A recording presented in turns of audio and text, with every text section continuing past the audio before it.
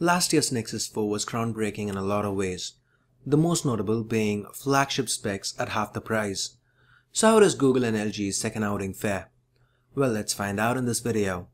So if this is your first time here, or if you've just plain old forgotten, my name's Ash and you're watching C4E Tech. Let's get started.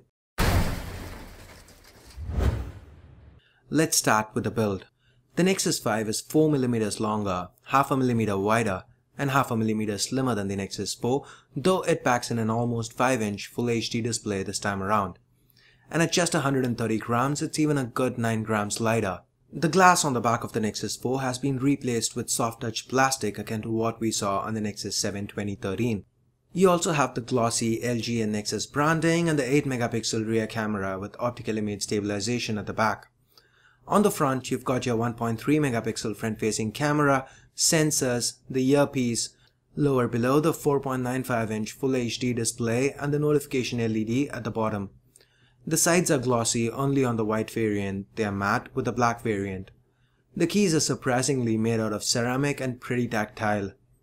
You've got the microSIM tray and the power button to the right, the secondary noise cancelling microphone and the 3.5mm headphone jack to the top, volume rockers to the left, and at the bottom, the micro USB port and two sets of holes, one set each for the speaker and the primary microphone. The audio via the Nexus 5 is disappointing. It's not very loud, and I'm not a fan of downwards facing speakers to start with since I end up covering them with my hand pretty much every time. One thing of note here, while the micro USB port officially supports USB OTG, it's a little limited in functionality and will not support flash drives out of the box. There are workarounds though. The Nexus 5 also supports wireless charging, and thankfully this time around there are no compatibility issues with wireless chargers from Nokia. Moving on to the specs, the Nexus 5 is powered by the Snapdragon 800 chipset. That's 4 Krait 400 cores clocked at 2.26 GHz each, coupled with an Adreno 330 GPU and 2 GB of RAM. While synthetic benchmark scores aren't comparable to flagships from other manufacturers, keep in mind other manufacturers are known to inflate scores, and in a real-time scenario like gaming, the Nexus 5 performs quite admirably with absolutely no slowdowns or lag even with the most demanding of titles. All of this is powered by a non-user replaceable 2300 mAh battery, and the battery life is average at best. While we did get about 7 hours of video playback on a looping video playback test, it is pretty inconsistent. Getting through a whole day on a single charge, while possible, requires quite a bit of effort. On a more positive note, the 4.95-inch Full HD LCD display on the Nexus 5 gives it a pixel density of 445 pixels per inch. It's a great display, very bright, and everything's crisp and sharp with natural colors. It has great viewing angles as well. Even sunlight legibility is pretty good. Now let's move on to the biggest selling point of the Nexus line, barring the price of course. The software. As usual, with the new Nexus phone comes a new iteration of Android. In this case, Android 4.4 KitKat. KitKat brings with it quite a few improvements over Jelly Bean 4.3. Beginning with aesthetics, the icons now seem bigger and the condensed Roboto font looks great. The soft keys and the notification bar are now transparent. Slide to the left and you get access to Google Now. Additionally, you can launch Google Now at any time as long as the display is on by saying OK Google. OK Google, make me a sandwich. What? Make it yourself. The app drawer now has a translucent background and the widgets tab is noticeably missing. You can however access widgets by tapping and holding anywhere on screen and selecting widgets. The wallpapers now have full screen previews.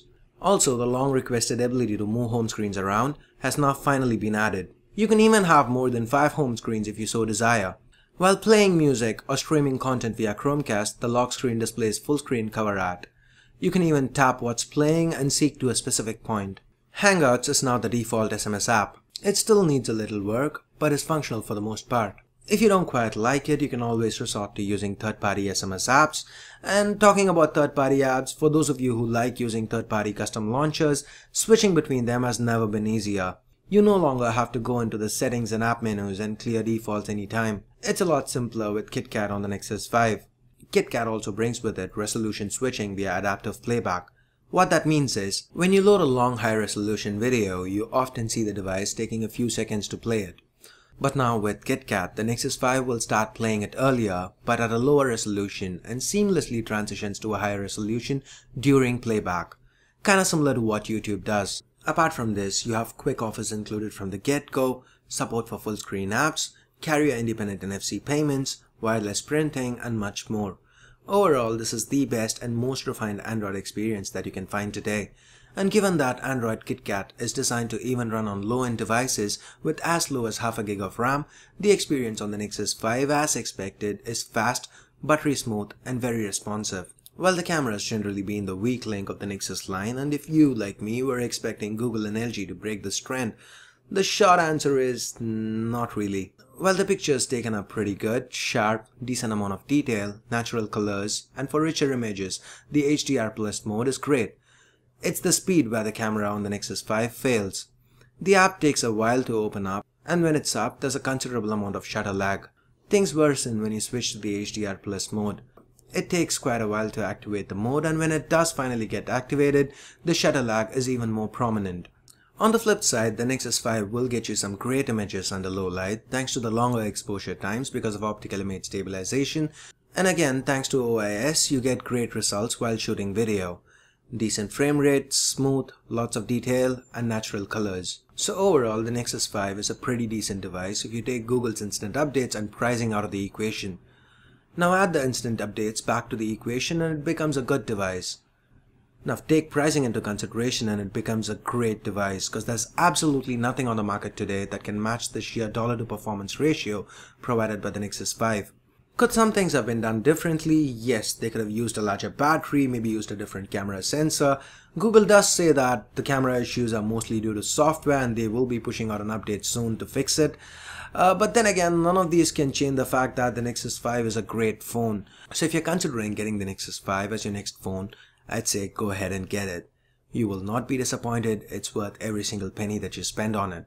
But then again, that's just me. What do you guys think? Do you think the cam and battery issues are bad enough to keep you away from the Nexus 5? Or the flagship specs being offered at $350 off contract unlocked is too juicy a deal for you to pass upon? Let me know your thoughts in the comments below. And if you guys want to pick up a Nexus 5, you can do that from Amazon.com. I will leave direct links right below the like button in the description.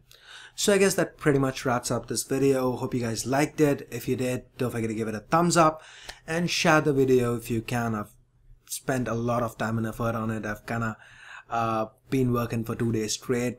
I've been up for 48 hours, I guess. So I'd really appreciate it if you guys could share this video.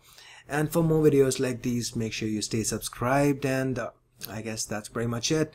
Once again, thanks a lot for watching, and I'll see you guys soon in the next one. Till then, this is Ash here from C4E Tech, signing off. You guys have a great day. Bye-bye now.